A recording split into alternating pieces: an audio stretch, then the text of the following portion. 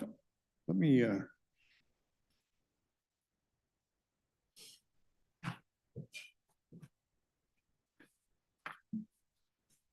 real quick question is Calamus, the ports, are they on the agenda for tomorrow? Do you know? I'm just trying to see if I can speed up and get you out of here if it's a single item. I think we're waiting for Joseph as well to come in on that one. Okay, so we'll just move along. Sorry, go ahead, John. Good morning, Commissioner Sean Roy, Finance Director. Today we have our budget reviews. The first one up is going to be, oh, it appears that Joseph is online if you wanted to take that item first. Does anybody mind? I think it'll probably be pretty quick and we can get you out of here. Is that okay? Okay. Yeah. I should ask if you guys mind. Okay. Okay, I'm not sure what we have. Okay. Joseph, there you are. Good morning. Can you all hear me, commissioners? We can. Go ahead. Wonderful. Thank you so much for putting this up in the agenda. I think it should just take a few minutes.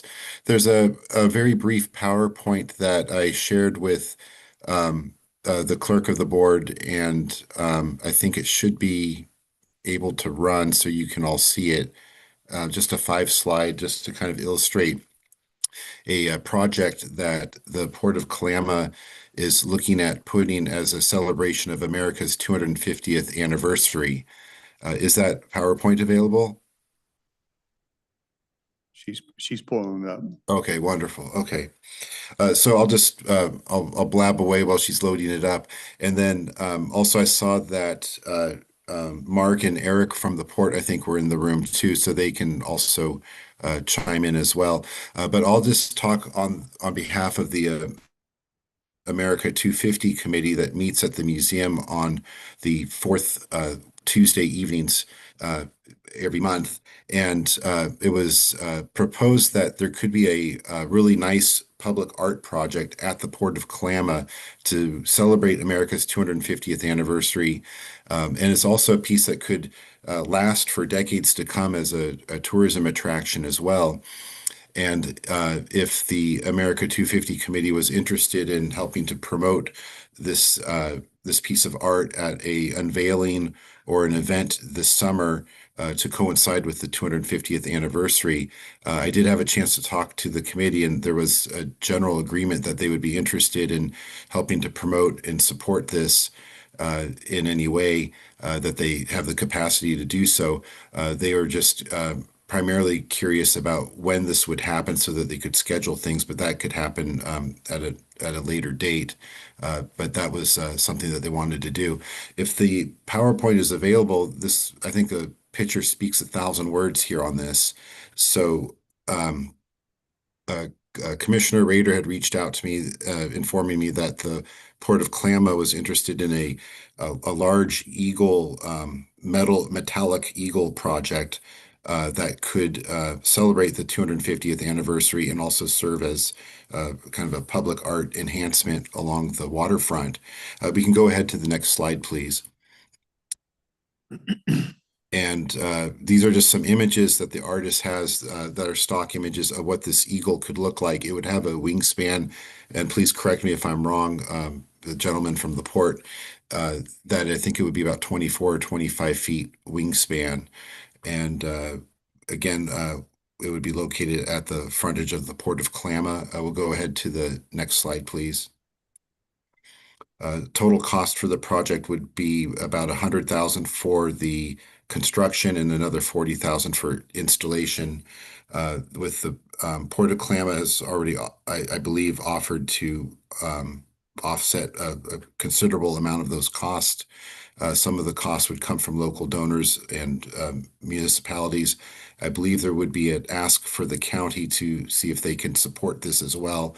And I see Sean is here also that might be able to talk about that. I think there was some trail funds that were already allocated to the port that might be able to be applied to this project. Again, unveiling hopefully around July 4th on or around. Time is of the essence, of course, on this project because the artist will need some lead time. And this could be a signature event because all the different organizations that are involved with America 250 are all doing their own special events within their own umbrellas. This is actually something that everybody in the community could come to as a big signature event for celebrating our I can't pronounce it, the sesquicentennial or something like that, the 250th. Let's go ahead to the next slide, please. And here's just a picture of the art, a similar piece being installed, and then on the the sky view, looking down, bird's eye view of, or eagle's eye view, I'll call it, of the location is the little red triangle, or not triangle, red rectangle there would be roughly where the eagle would be located, near where the ships might come in, that the cruise ships that go up and down the river. We'll go ahead to the next slide, please. And again, the America 250 group could assist with any event organization, promote the event through its social media, through other advertising means. Also, representatives of the different organizations could be there as partners of America 250. The county is an America 250 partner with the state, as is the museum.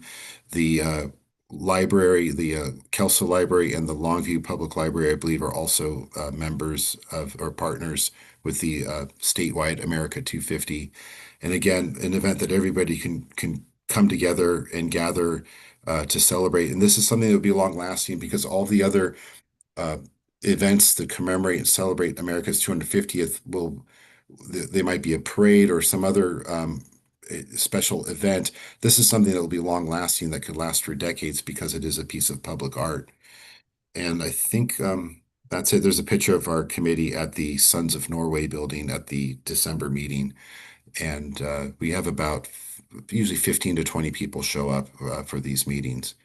That's all I have to say regarding that. If you have any questions, I'm sure you may have questions regarding other aspects regarding the artwork that perhaps Mark or Eric from the port could address if they have any anything that I may have missed on this.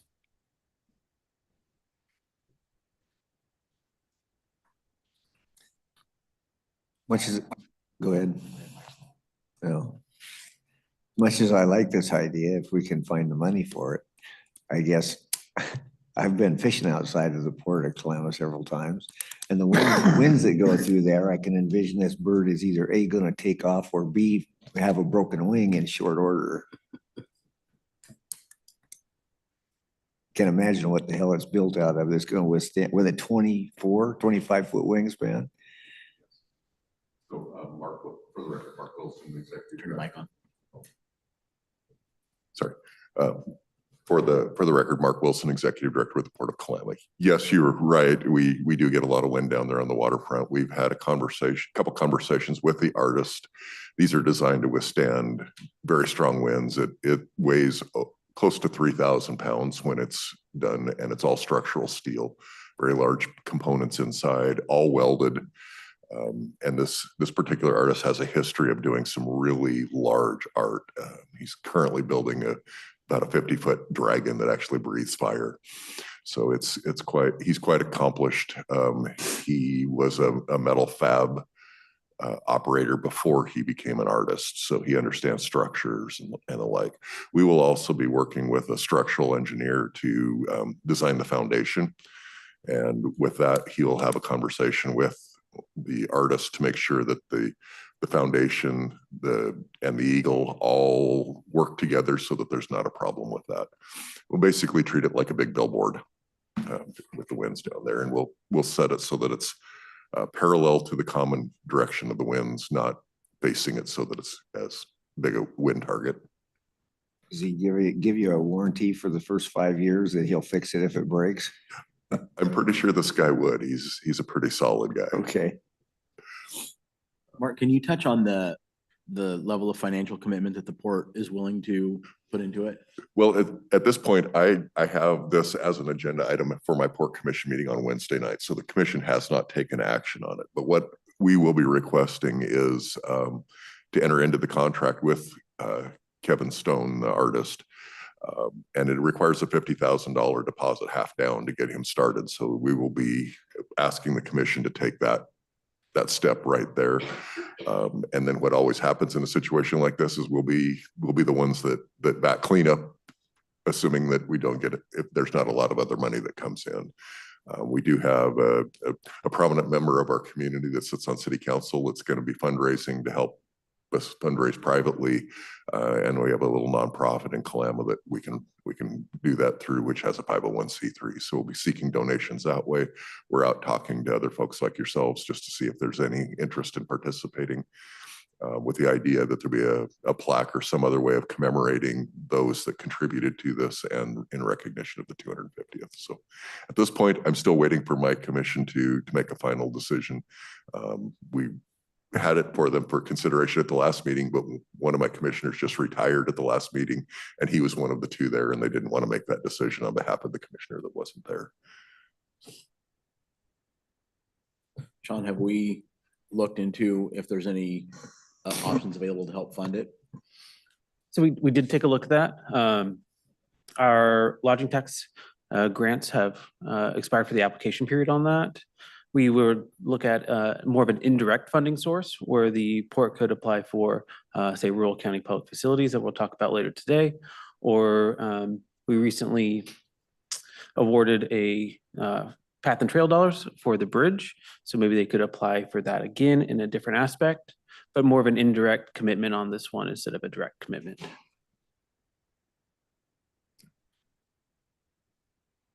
What does indirect mean? That we'd be able to help fund a different project and where those funds could be used to the project itself. Okay, I see.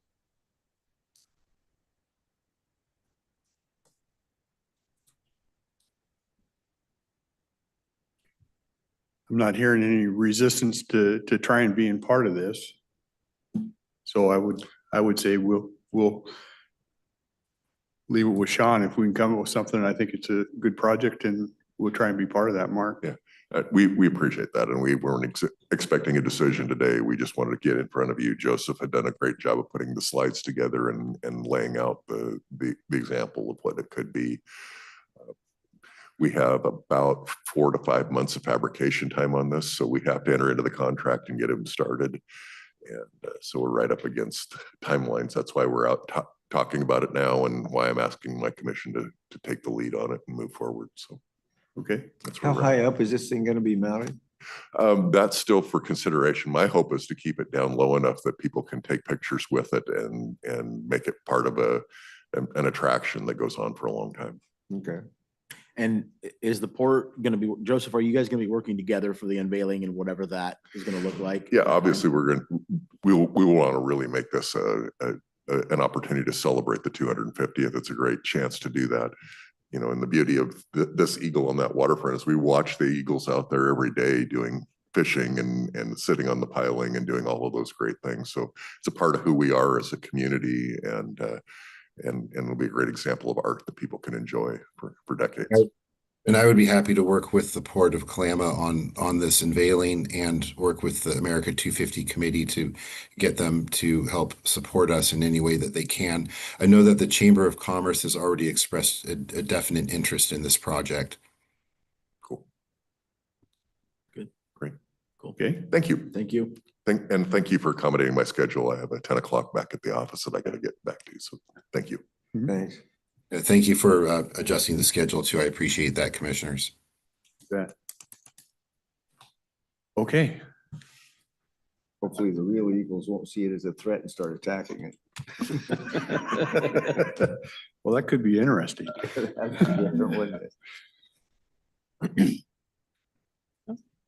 Thank you, Kelly. Starting over. So Sean Roy, Finance Director here today for budget reviews. The first one we have is human resources. Jessica's here with me. So on the revenue side of things here, the first time we've ever budgeted in here was in 2024. We don't have a budget for 25. It is usually small miscellaneous values. Can range all over the place for different things, but nothing of a constant value that comes in on the HR side. To expenses, please. For expenses in 25, personnel, labor and benefits was about 531,000. Spent was 467. We had some openings during the year. Jessica can talk about that here in a little bit. For supplies, we spent 11,000 of 19,850. Most of this was going to be about 6.6 thousand for employee recognition items, and then office supplies after that. For services, we spent a little over 94,000 of $111,000. Of that, the most expensive three are first going to be our internal services. For IT, that was about 41.2 thousand. Next would be professional contracts at 37.4. That's going to include attorneys, employee EAP programs, and other benefit items. And the last one, there's advertising, about 8.3 thousand. So open positions and things of that nature. And really want to give Jessica some time to chat on those. I'm just here if you have any questions. Actually, I do have a couple of questions, Sean. When we pay for our risk pool premium, is that an internal charge to the departments? Do we allocate a percentage of that to each one of them? We do. Where is it reflected in here? So this one for HR was not a large value. It's just employees, and there's a small value of employees there. For general fund, most of the risk is going to be the insurance on the buildings, and that's going to be out of the facilities department. Okay. So for you, Jessica, how is it going with handling some of the risk stuff in your office? It's still really early to tell. I know that my staff have been training with Shelley and kind of getting their heads wrapped around what our tasks are. I was on vacation last week, so I haven't been able to check in with them to see how it's going. But I should be able to provide an update for the board soon. Is Katrina the one that's handling all the? Katrina and then Maddie's a backup in the sense of training, and just so we have two sets of eyes on it.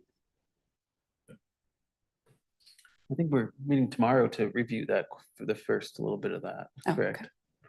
Okay. And so overall, we're talking about budget returns.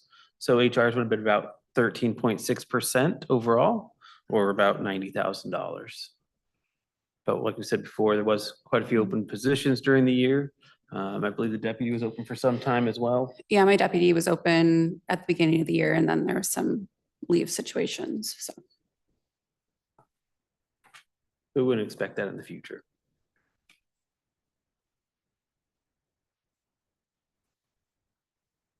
That's it for HR. Okay, Thank you. thank you. See you later. And thanks for letting us steal some of your time at the beginning.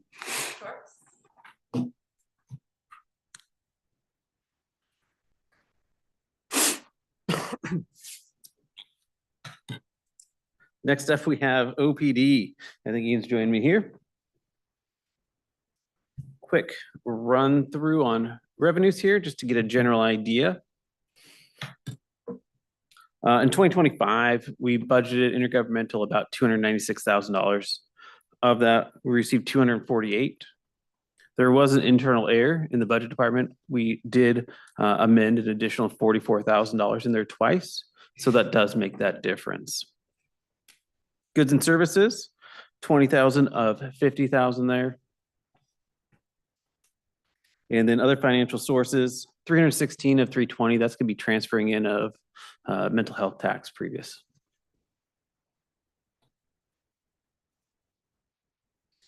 Moving forward, we'll probably readjust that good and services line. Historically, it's been more in the $20,000 to $21,000 range. We'll be bringing that back down. Any questions on the revenue side? How much reimbursement do you get from the state? I think that was included on a recent budget report. I don't want to misstate. I want to think it was 260 some odd $1,000 from state OPD in our yearly support grant. But it's pretty small percentage, right? Because I think then they give about 8 million or something last year for all the counties. Yeah, math not being my strong suit, it's less than 10%. Yeah, that's what I was thinking. Okay. Yeah, for 2026, you're right, it's at about 265,000. In 2025, it was a lower value, about 135 with a fellowship grant in there as It's- well. Yeah, they did increase it knowing that they're making things harder, but it's not the increase we would hope to see. Well, most states are like 50-50. A lot of states And have. we're yeah. not even close to that. Nope. And again, the last time I was here, there's talk on the legislative level from kind of representatives from public defense offices, but there's no legislation actually being put forward for consideration or anything in the near future that we're No, aware of. it sounds like they're, from meeting on Thursday, that they're still gonna continue with the lawsuit and then work through appropriations. We weren't, as a group of counties, we weren't willing to settle for anything because we're just so far out of line with other states. Right. I mean, we have, and I won't get into the details of the counties, we got counties talking that when they run out of money, they'll just shut down OPD and the state will have to take it over because they don't have the funds. I mean, it's a pretty big deal in Washington State that if our own number shows they fund about 10% or less than that, they're constitutionally mandated to cover this, and our state does not do that.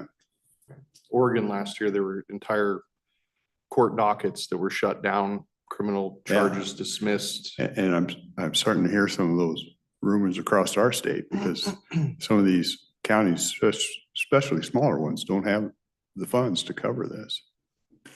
And even more so from not just a financial standpoint, Chairman, but I also read an article that said that there are counties, because I guess there's a time frame from the time somebody gets arrested that they have to be in front of a judge, that they're so backed up because of this, that they're just letting people out. They're letting them go. We just shortened it. The Supreme Court just shortened it as of, it was November of last year. You have to be before the judge within 3 days. 3 days, yeah. So. And I know we're talking about your current budget, but I think it's important that people be aware of the issues we're struggling with on this side, and the remedies we're after to try and fix are it's a little bit difficult, and we're in a state that is not quite frankly, according to our state constitution, is not holding up its end of the bargain, and they need to. Anyway.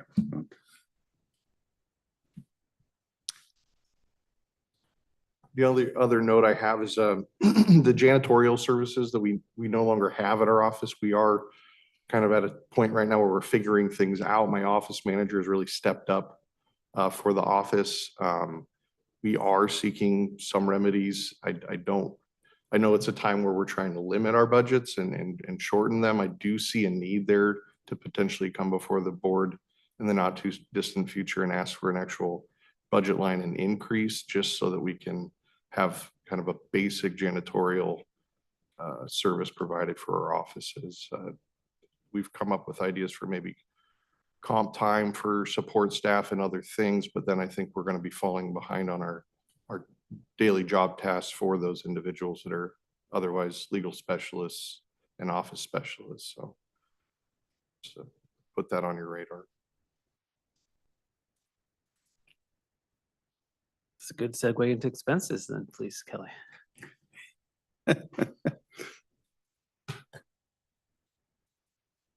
So I don't want to sound like a broken record up here every time we talk about personnel. In 2025 year to date, we're 2.85 of the 3.14.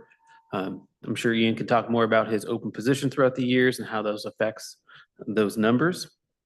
Supplies, it's a very tiny bar graph, but of the 25,000 we had budgeted, we did spend a little shy of 59.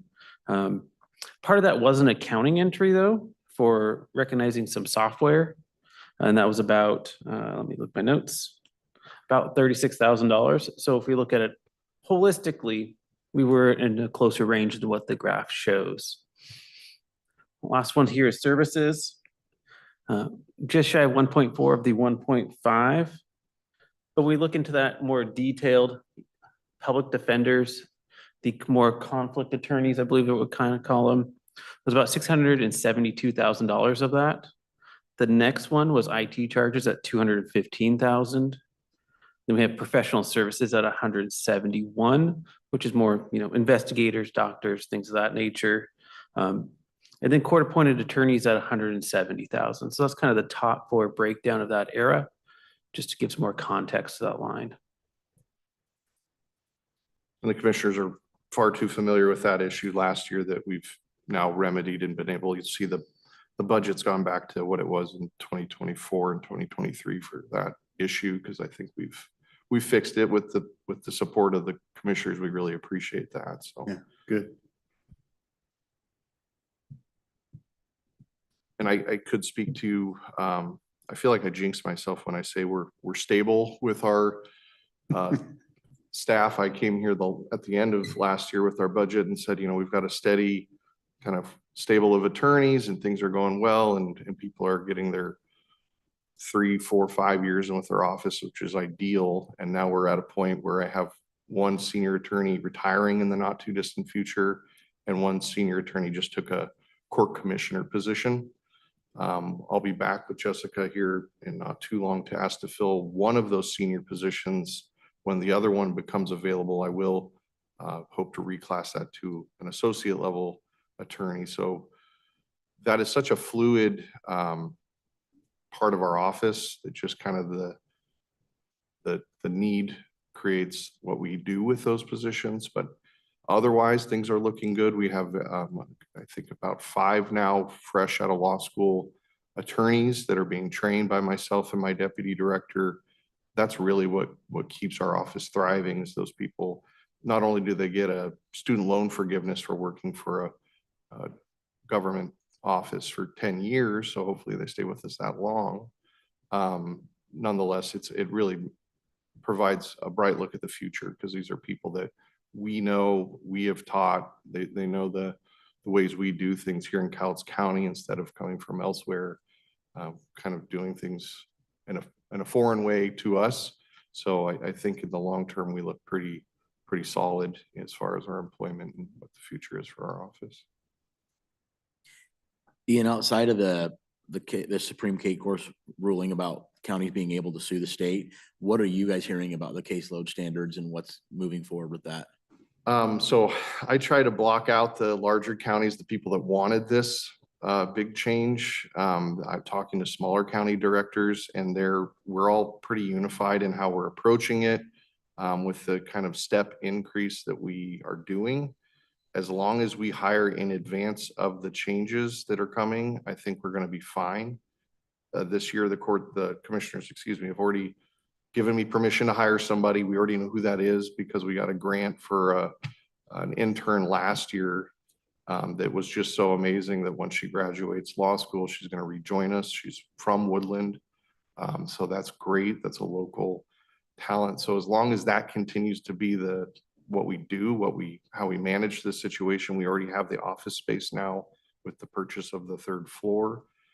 That's what we're going to have to do, but we just have to be very proactive in hiring before the need comes around. So, I mean, I'm still optimistic that we're going to be able to manage it. I'm also optimistic that the Supreme Court in their order, in their ruling, said after year 3, we're going to do an entire evaluation of these changes. And if the desired impact's already been met, perhaps we don't need to go steps 4 through 10.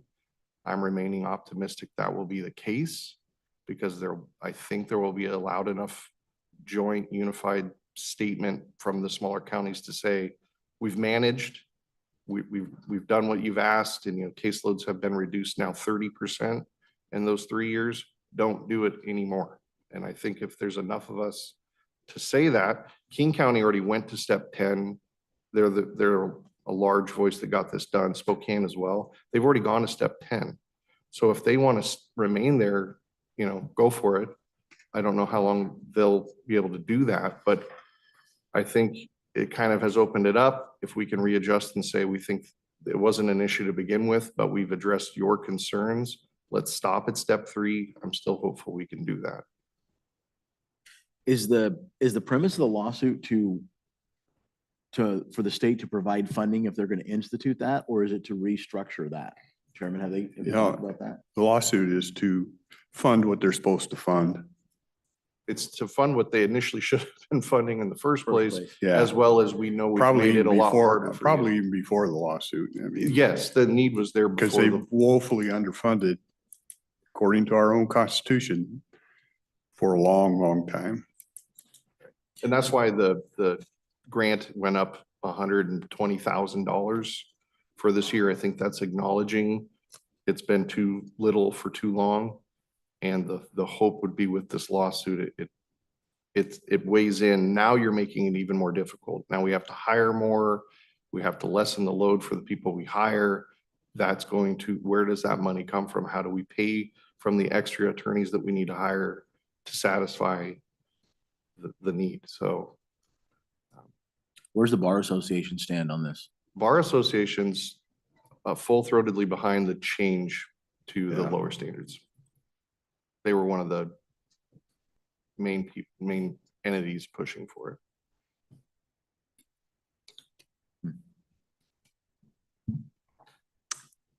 And most of I their won't board is even made up travel of that road attorneys 'cause- from King County, Pierce County, Spokane County, larger counties.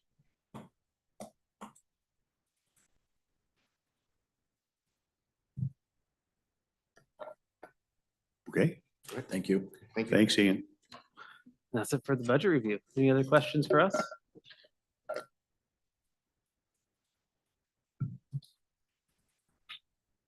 Thank you. Thanks. Agenda items, looks like Deborah, I see.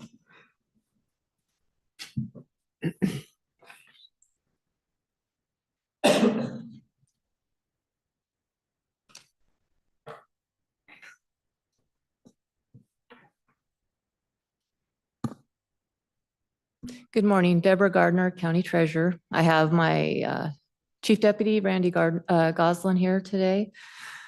We have 2 items on the consent agenda tomorrow. There's 2 RCWs that by the first Monday in February, we have to present to the board. One of them is the refunds that we do throughout the year.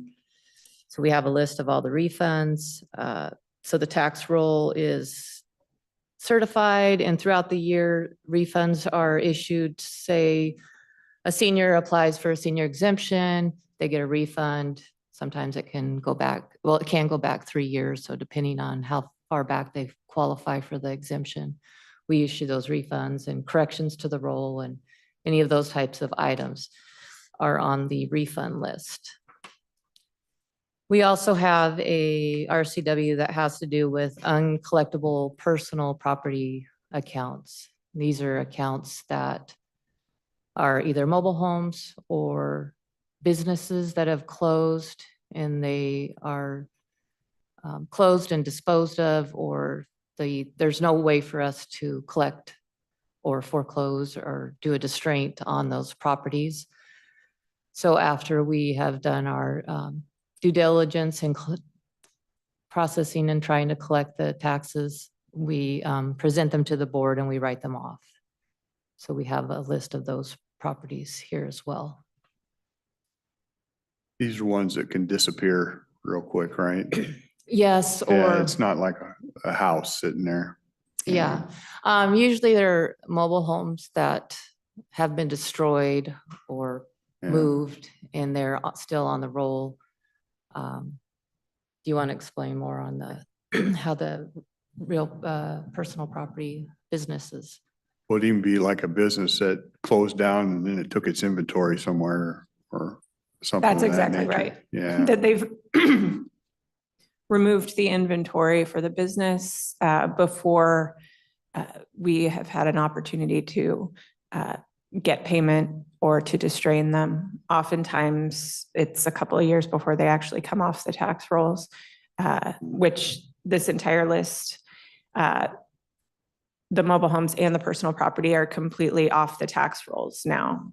Whether or not they had been removed or closed in years prior and just weren't caught in the assessment. We're not sure, but You have a rough dollar amount on these two? Yeah, the write-offs for the mobile homes and the personal property is $41,402. And the amount of refunds that we've issued throughout the year was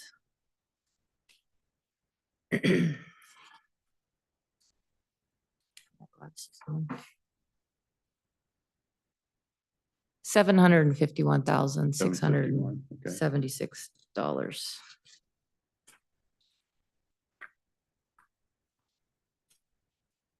And with the refunds, when the assessors do the levy process, those types of refunds, their administrative refunds can be recouped by the district. So they get a list of those dollar amounts, and that can be added back into the next year's levy because those are taxes that were lost in that process. So are you saying that refund is spread out across all the tax holders in next year? It can be, yes. That's the total for all districts throughout the county. And that information is provided to all the districts when they're doing their levy process, and they can add it in. They can add it, or if they choose not to, it's not a mandatory, but they can.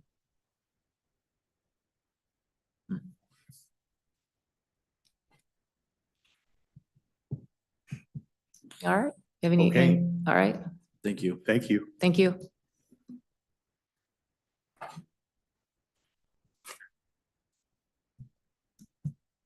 Risk.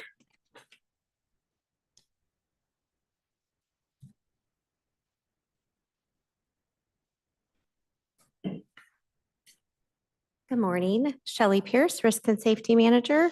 I have an agenda item for tomorrow. It's our Washington risk pool resolution. We updated it with a new finance director, removing Kathy, adding on Sean. There was no financial impact, just an update of the overall resolution for all contact information. That's it. Any questions? I have a question that's off topic. Okay. And I wanted to bring this up before the three of us. We have our risk pool conference in March. Mhm. Is that something that we still feel the need that we should be attending? There's going to be 3 throughout the year. So there's, and there are scholarships available. The risk pool does pay for a portion of almost all of it, anywhere between 1 and 2 participants. But yes, if you guys don't feel that there needs to be representation, then I will clear my calendar from it. I did plan on attending the one in Wenatchee. The first one's in Wenatchee. The second one's in Richland. So you just let me know if you want me to still attend. Well, from a personal standpoint, I know that we're planning on looking elsewhere, but I actually learn a lot when I go to those conferences, just in talking to the other people and gain a better understanding of how it works. But I wanted to get a general consensus with us if we still feel that it's something that we need to be attending, since we have the plans that we do. I just thinking, I don't think I'd have any heartburn if they attended, just because we're still there and kind of keep us updated. Although I agree, I think we're moving elsewhere, but Okay. just to keep updated with what they're doing there. So I'll plan on attending that too. Okay, I will as well. There's also the Prima conference that we're annual members of. That's every year in June, and it's where I do most of my networking, learning of best practices, risk and safety trends, how to handle things, new vendor management systems. So that's where I bring a lot of that knowledge from as well. And But that's in not June. through the risk pool, right? That's just. Prima is its own, it's supported by the risk pool, but it's its own national risk management type networking system. And it's throughout all of the United States, and it's where everyone comes together. There's a lot of colleges, universities, municipalities, so you're getting all different angles of how to handle situations when it comes to risk. And I applied for a scholarship for that as well. That's in May? That's June 6th, 7th, 8th, 9th, and 10th. Okay. In Fort Lauderdale, Florida. Okay, any questions? Thank you. Thanks. Facilities.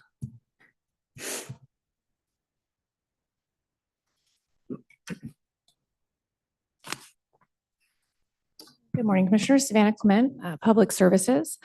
So tomorrow I have a sole source request on the consent agenda.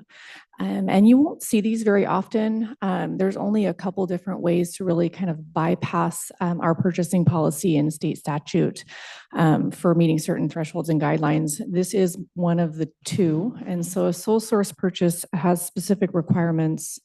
And we often actually run them by legal because they are so few and far between. And so this one pertains specifically to the fire panel at our juvenile facility. We recently had, an audit / review from our local fire jurisdictions on some of the components at our buildings. This one failed. So we went out to secure bids to get a replacement panel and found that essentially it is a sole source, meaning one vendor, because all of the other vendors require a complete redo of the system. So sensors, wiring, the panel, which made it very expensive. And they kind of have a hold on the market, I guess, as far as different systems and their compatibilities. They don't they're not cross compatible. And so we found that out. We did actually get 2 other bids, and one they refused to bid because they knew they weren't compatible. But the price did come in at $49,800, and that is just to replace the panel, not the entire system.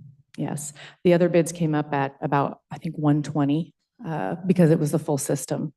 And so that's what made this available for sole source, is because it is licensed and patented as one of the options, sole distributor, the compatibility of the system, and the replacement of a single part of a unit. And so it meets all of those requirements. And we did, again, vet it through legal to make sure that they were okay with it. And so that will be on the board agenda for tomorrow to give us the go-ahead to do that replacement. What do you mean when you say it failed? What does that mean? Without knowing the details, is that it is no longer functioning as it should be. Now, with the juvenile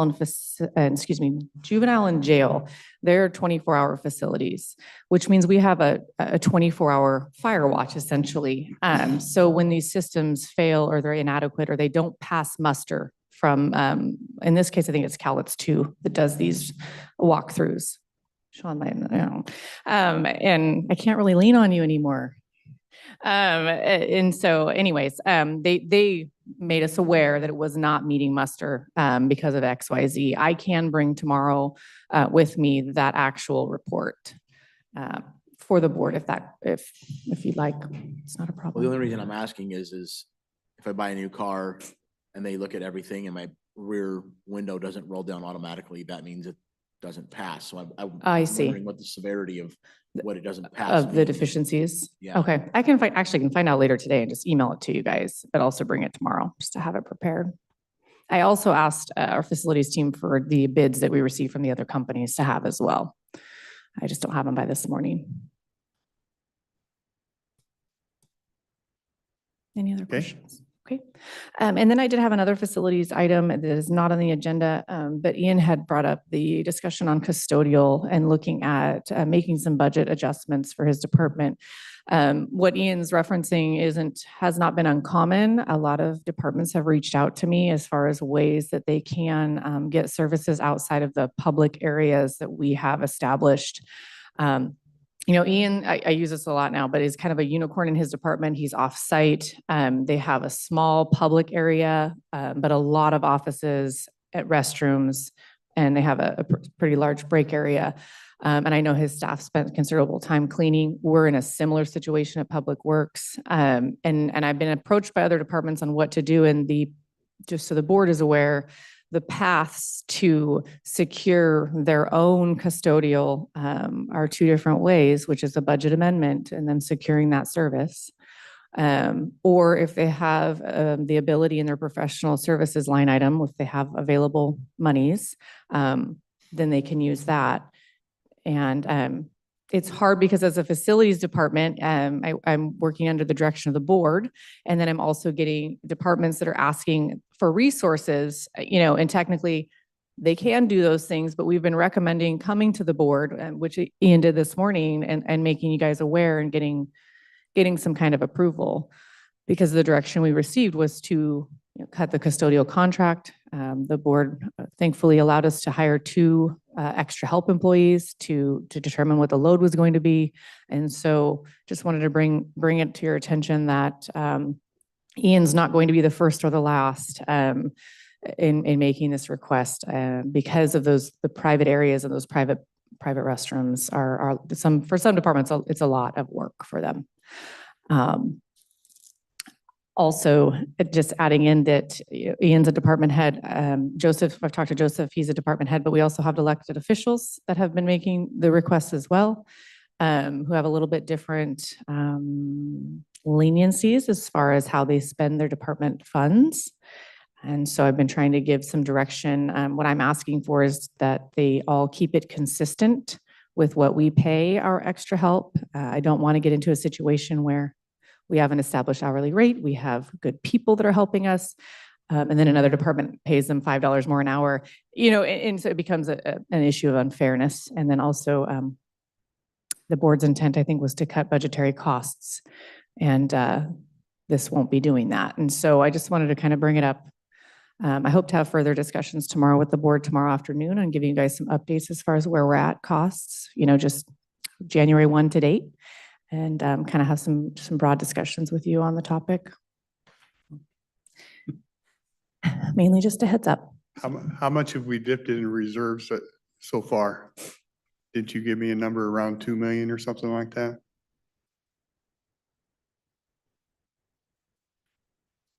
My point being is we're spending more than we're taking in.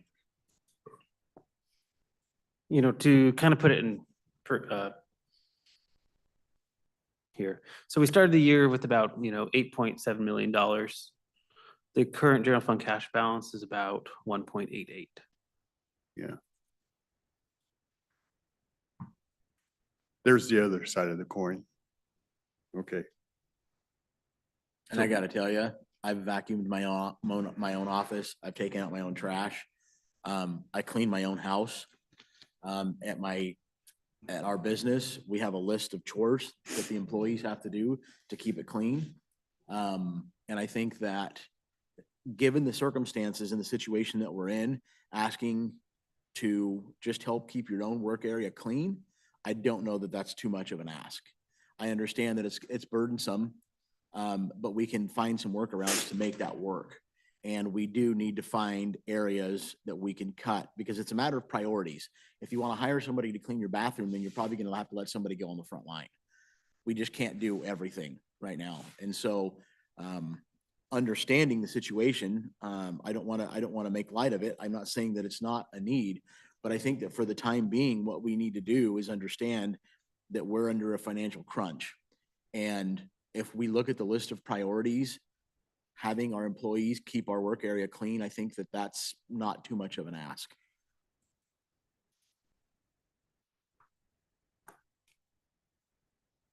All right. I think that's all I had. Thank you. Okay. Thank you. Public Works.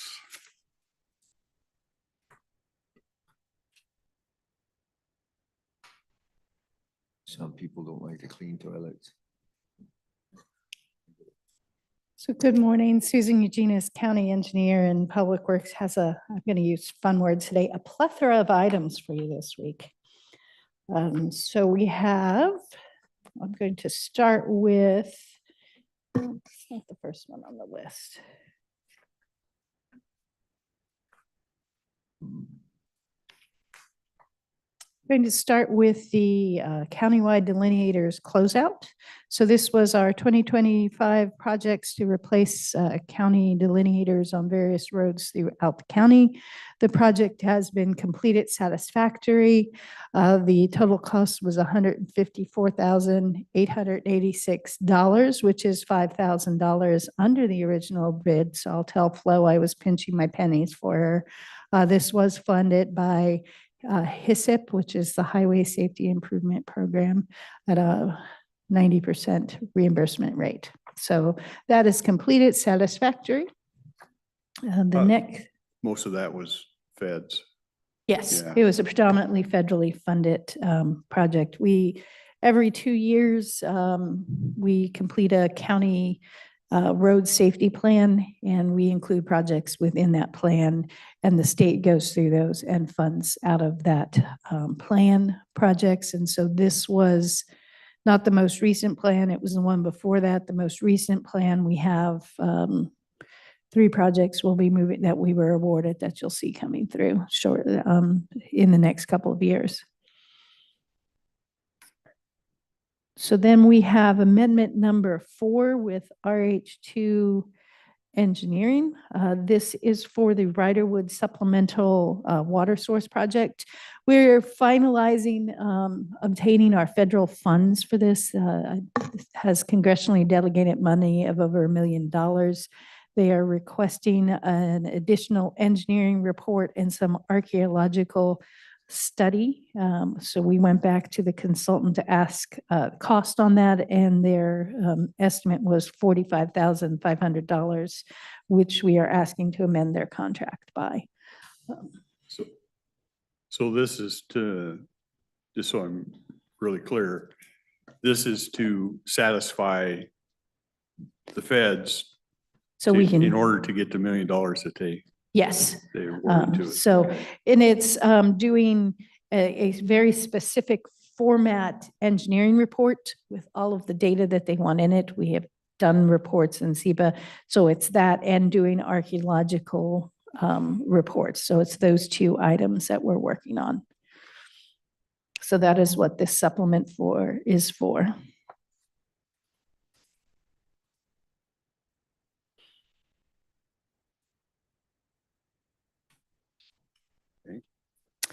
So then the next, I believe it's 6 items are those resolutions for applying for Bryan Abbott Fish Barrier Passage removal projects. 5 of them are design only projects. 2 on Delameter Road, 1 on Delameter Creek, 1 on Abernathy Creek. These resolutions basically set who the conservation district is going to be talking to. The applications are due today, and we're in the process of getting those all submitted. So a quick rundown, we have 1 on Delameter Road at milepost 5.4, which would replace a 10-foot by 6-foot concrete box on Delameter Creek. This would be the last fish barrier on Delameter Creek, which is why we are applying for that one. Then there's another one on Delameter Road, which is actually Arkansas Creek, which is the road just downstream. This is the most expensive design that we're applying for. We're estimating a design cost of $815,000 due to the size and the location. When you're on a busier road, this is right at the beginning of the road. It's milepost 0.59. So when it's a bigger structure, so planning for the traffic around it, because this is before Hazeldale Road, so the traffic is heaviest on this road. And it is a larger structure. We're replacing a large box with a 12 that also has a 12-foot diameter overflow. So it's going to be I guess a 50-foot span bridge, rough guess off the top of my head. The rest of these projects are all around $500,000 for design. So we have the 2 on Delameter, we have 2 on South Tootle Road, 1 for Outlet Creek, and the other for, now I've lost the other sheet. So we've got Outlet Creek and Studebaker Creek. That's the one. And then we have 1 on Latham Road for Wyant Creek. We did work with the Lower Columbia Fish Barrier Removal Group to select projects. These are all high priority projects for them.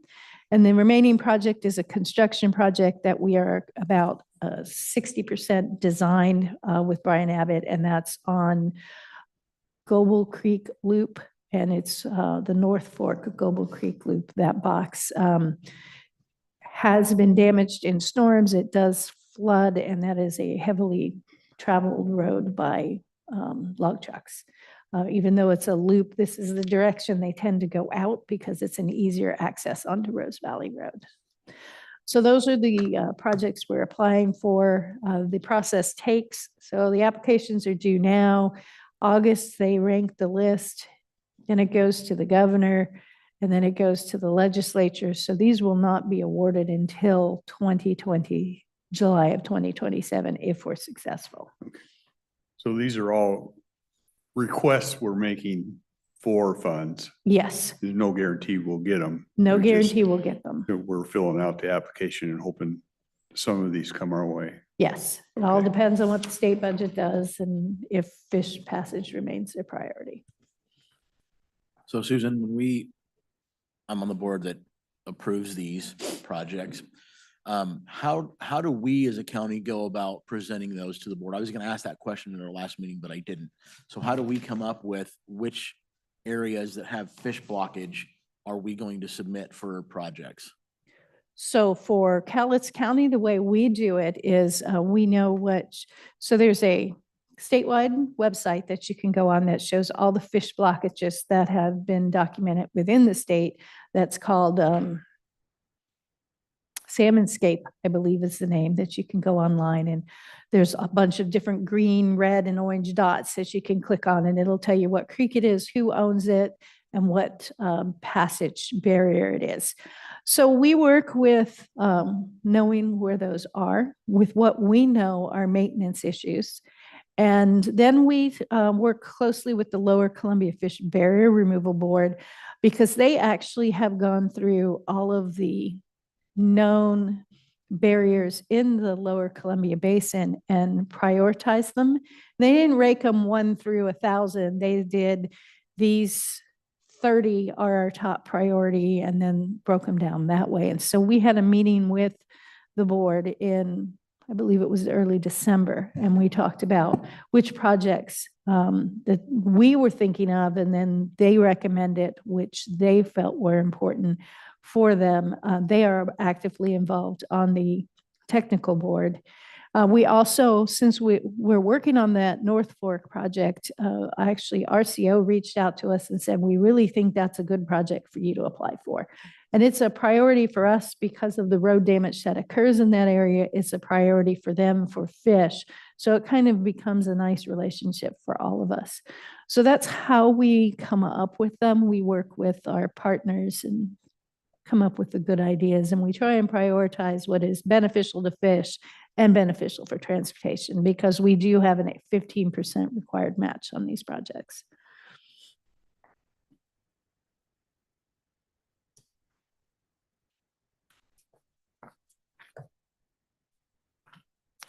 All right, what do I have next?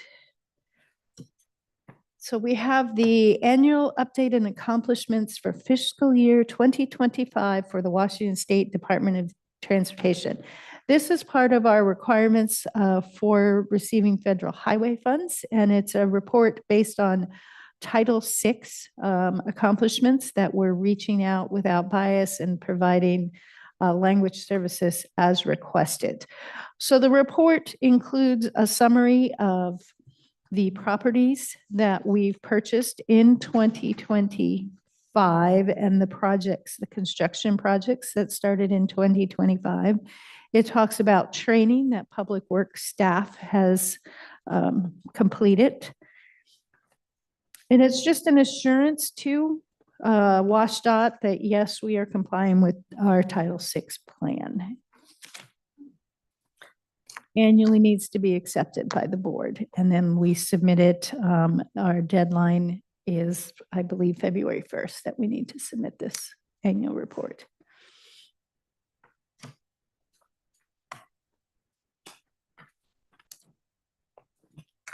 Last item, your motion item for the day, is the emergency contract and the bond in lieu of retainage for the Barnes Drive, excuse me, emergency repair project. As you've probably seen on the Facebook, they have been out there working.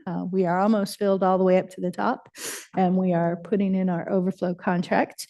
We did this as a unit price contract. So we estimated quantities and they gave us cost for quantities based on our estimated number of quantities.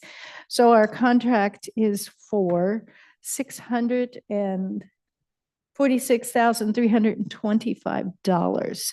We are anticipated that sometime this week, we will be up to the level, the gravel level, and the question will be coordination with Lakeside of when we can pave, and we will make the decision of whether we are going to cut the paving from the contract and Public Works maintains it, and then as soon as Lakeside opens, we go out and pave it, or if we're lucky and Lakeside is open and weather cooperates, we'll go out and pave it now before we open it up.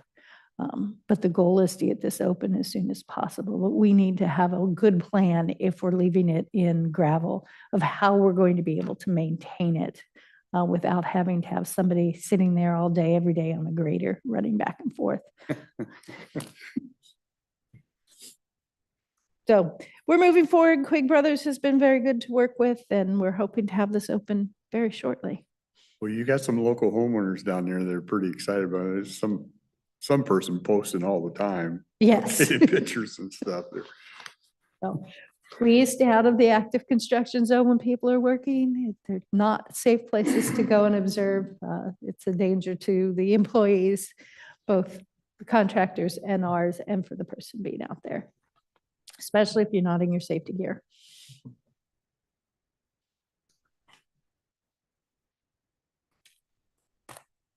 I believe that's all I have. I think that's it.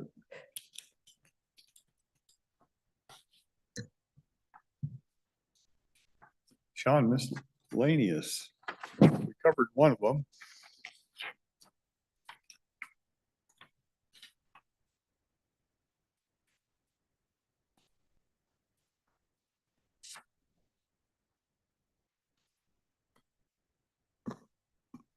Good morning again, Commissioner Sean Rui. Today we're here to chat about the Rural County Public Facilities Tax, or also known as the 0.09 grant dollars that are available to other agencies for a variety of things. So this is the 0.09% credit against sales tax. The revenues are to use to facilitate public facilities, serving economic development purposes. And we have had pretty extensive use of this in the past 2 years. We built up a large reserve. We've spent that down. Current balance is about $2 million. We have multi-year awards in place of about 1.99 million. For 2026, that includes City of Longview, Port of Longview, our Parks Department, CEDC, and COG. And then we still have about $70,000 of loans outstanding. The final one will pay off in 2028. So I think, Kelly, do you have a copy of the schedule to put up there? I think I sent that over to Bailey last week. So this 2 million balance, is that after all this stuff you talked No, about? that's Okay. before. Yeah. Okay, I was thinking, I don't, Our annual revenue on this is about $3 million. yeah. So if we already have 1.5 of commitments for, 1.99 in commitments, we could look at between however low you want to take that ending fund balance. I'd recommend we keep it at that $2 million level and maybe look at a $1 to $1.5 million award for 2026. Kind of wanted to talk about the schedule moving forward. So we're looking at opening the forms up on February 9th. I was gonna say, you gotta have that pretty quick, don't you? 'Cause it, you know. So if we actually, maybe it's on the save drive here. I'll take a look.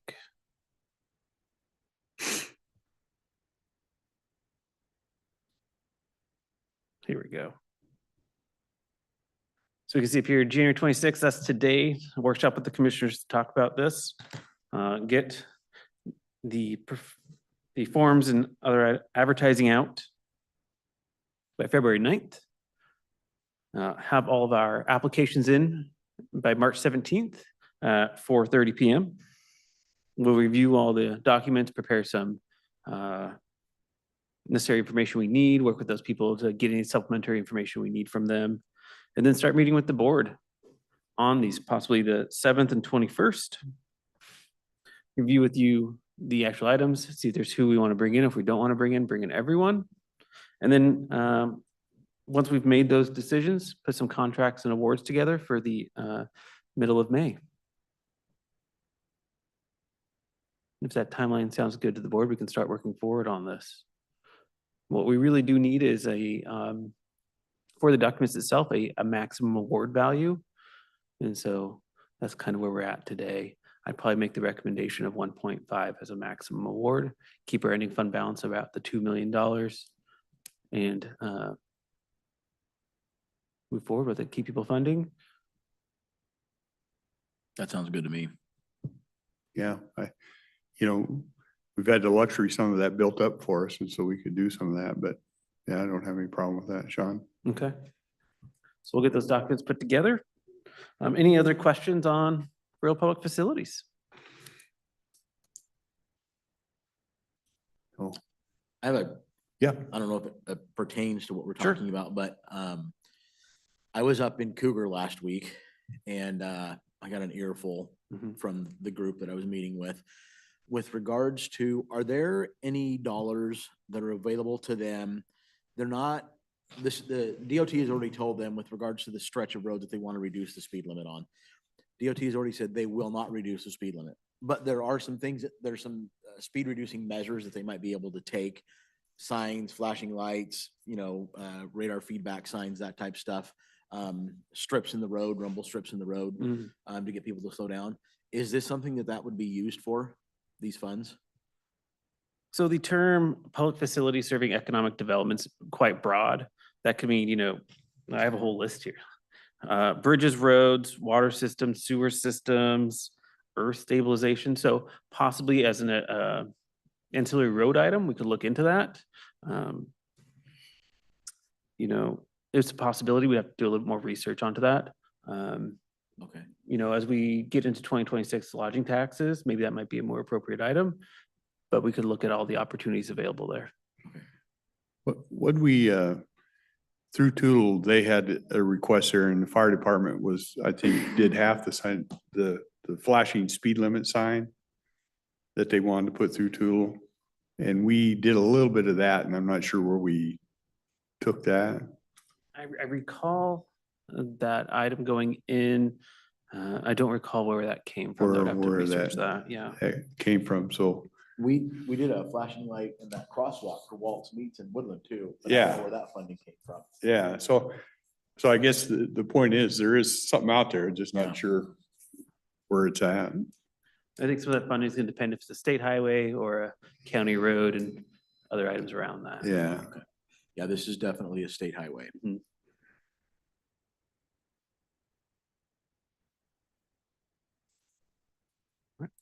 We'll get going on getting these documents together and getting out to the public. Okay. Thank you. I know we have some HR stuff. I do have a couple of miscellaneous because I sit on the legislative committee for WASAC. And so I thought I'd run over some of these ones that kind of piqued my interest that they're working on. That would involve public works. They're still trying to clean up the local government procurement. They got a bill, HB 2566, to try and clean that up and make that process easier. Who knows how far all these things are going to go? I don't know. Jail medical priority. They're looking at House Bill 1734 or budget proviso. Some places are wondering why we can't, now we provide medical over at our jail. Some places are trying to, why can't we work with local hospitals or do some other kind of contractual thing? So I think they're trying to put something together that gives us a little broader group of what we can look at. Housing stuff, they're still looking at rural accessory dwelling units, local lodging tax option for Airbnbs, verbos, those type of things.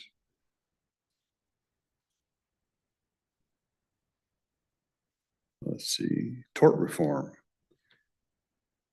I would like to see some of these go. I don't know if they will. House Bill 2393 would make county stuff not responsible for accidental drug deaths in one of our facilities. Senate Bill 6239, all tort claims would have to go through an arbitration before trial.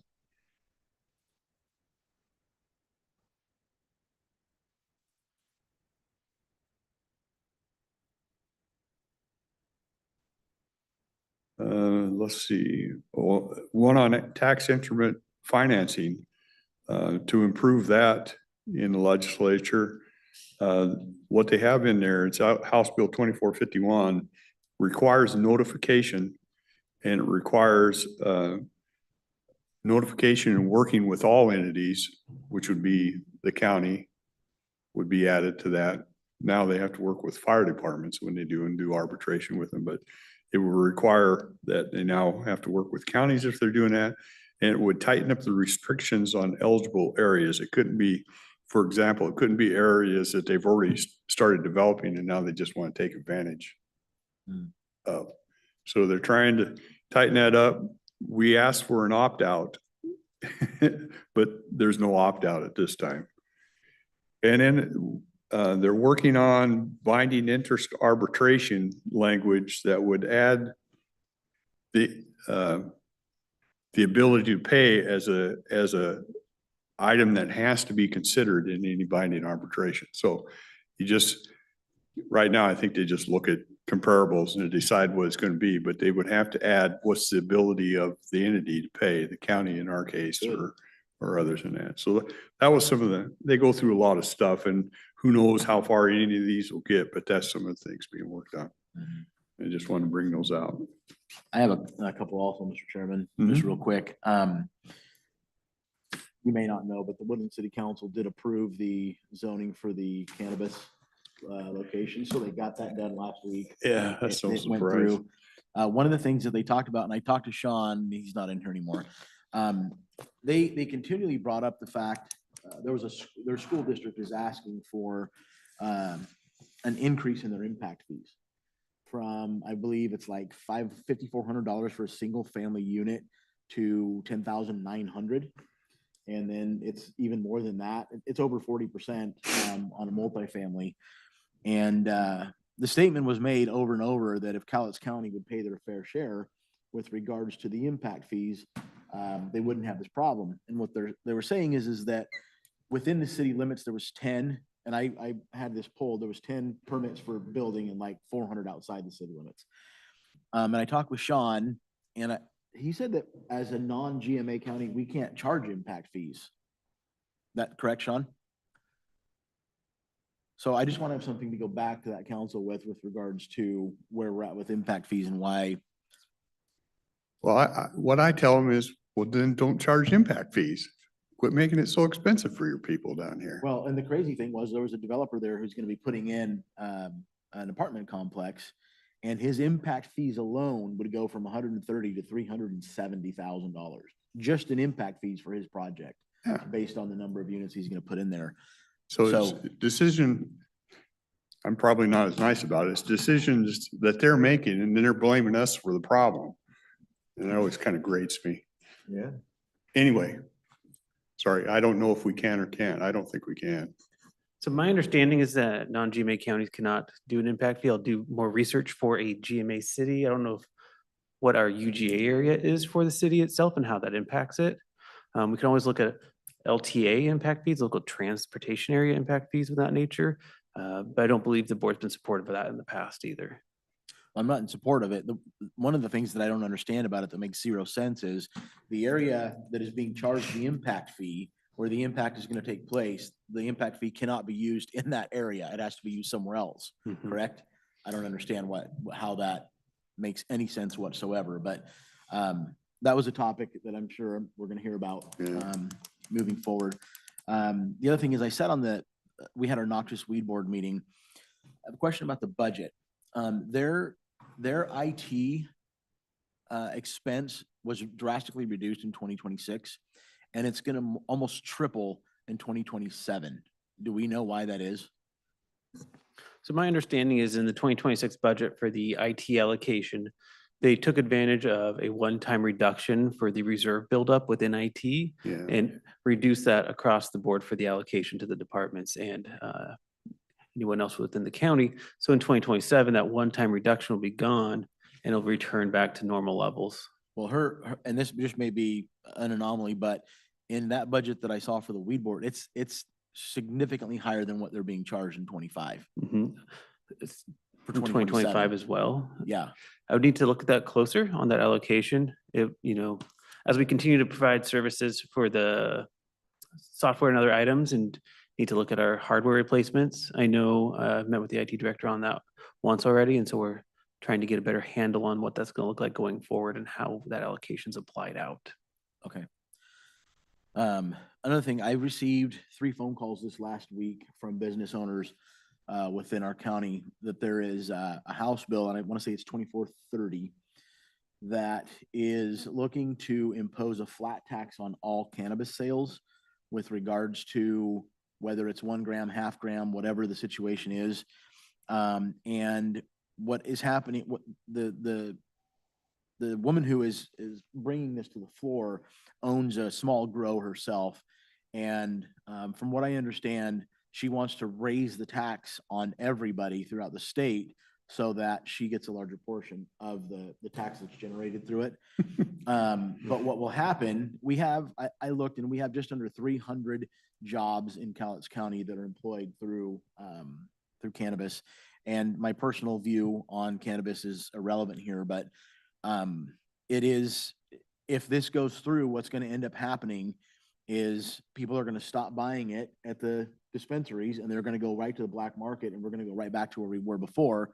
You would think that there would be a class in economics that would be required in order to hold public office, but the more they tax these people, from what I understand, it's going to go, what would normally cost $27 will now cost $77 for the same amount of cannabis. So there's a lot of cannabis business owners throughout the state that are fighting this. They asked if we would give them some time, and I said, contact Kelly and she'll get you on the agenda. And I don't know what we can do, but they can bring it before us, and we can show approval or displeasure for that motion. But when it comes to affecting businesses, like I said, my personal view on cannabis is a moot point. It's legal in this state. We have businesses that are licensed and certified to do business. And when we impose these restrictions and taxation on those businesses, it just doesn't make any sense to me. So, State of Washington doesn't make any sense. yeah. It's like minimum wage, keep pushing restaurants out. Okay. Anytime they're meeting up there in Olympia, it's stressful. No man's property is safe for the Yeah, legislature's because possession. it's a room full of jackasses. Okay, Jessica. I think, yep.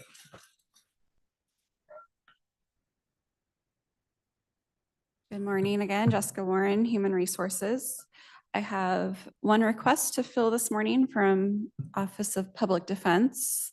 One of their senior public defense attorneys has put in her notice, so he would like to fill her position at the senior attorney level. Just replacing. Correct, yes. Okay. Will there be a reduction in your budget due to the fact that does she have the same experience? Are you starting this new one at the same level? Or are you going to start at a lower level and pay? I'm always trying to find replacements, even when we are staffed. The replacement, I have my fingers crossed, hoping she will join us in replacing This attorney would start at step 1. I believe Ms. Foster is step 3. I don't know it off the Yeah, top of my head. so it would be a reduction. It's still the senior level is the higher paid attorneys, but it would be a reduction.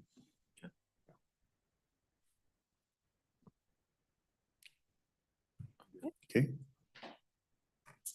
And then I know Shelley had an executive session for potential litigation at 11 is. Okay. I know Doug's calling in, but I also have a request for an executive session for performance of a public employee. okay, we take yours, how, timeframe, 10 minutes. 10 minutes, okay? So executive session, performance of a public employee, 10 minutes, we'll adjourn.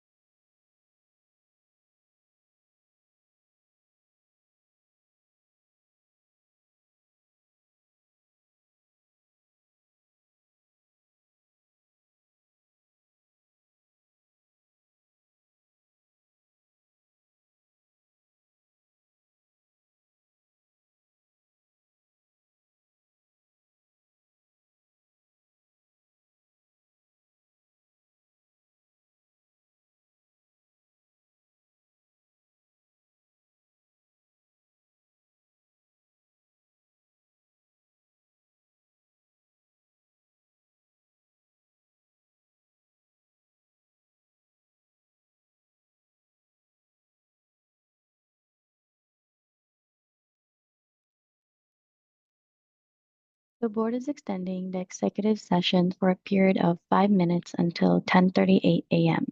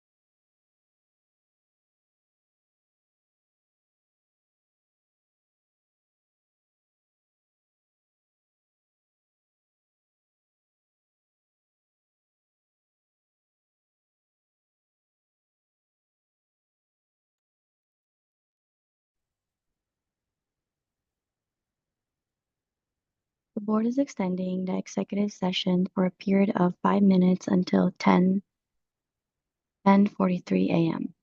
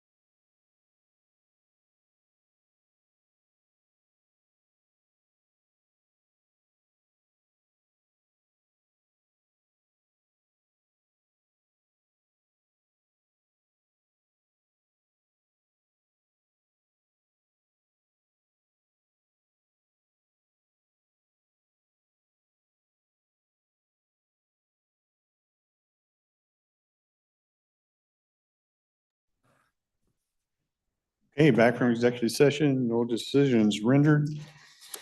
Shelley, I know you had one potential litigation. Yes, Shelley Pierce, Risk and Safety Manager. We're asking for about 20 minutes. I believe Doug and Jessica are joining us as well. Yep. Okay, so we'll adjourn potential litigation about 20 minutes. Oop, the other one just got over.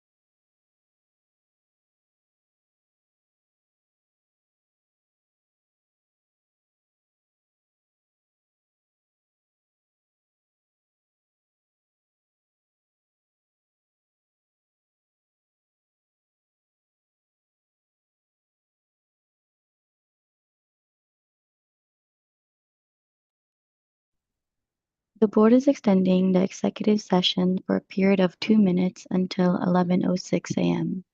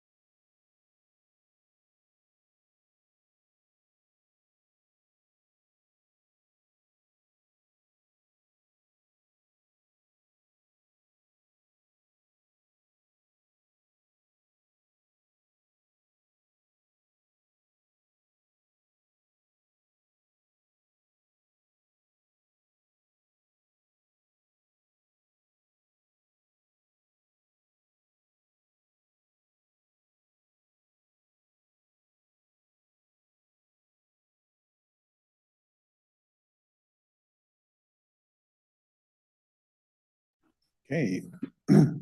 Back from executive session, no actions taken. Shelley, anything else?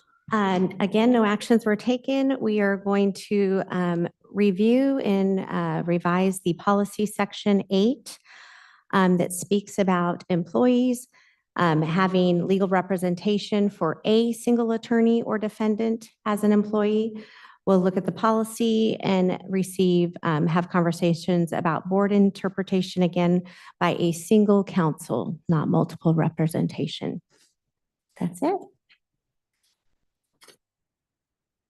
Any questions?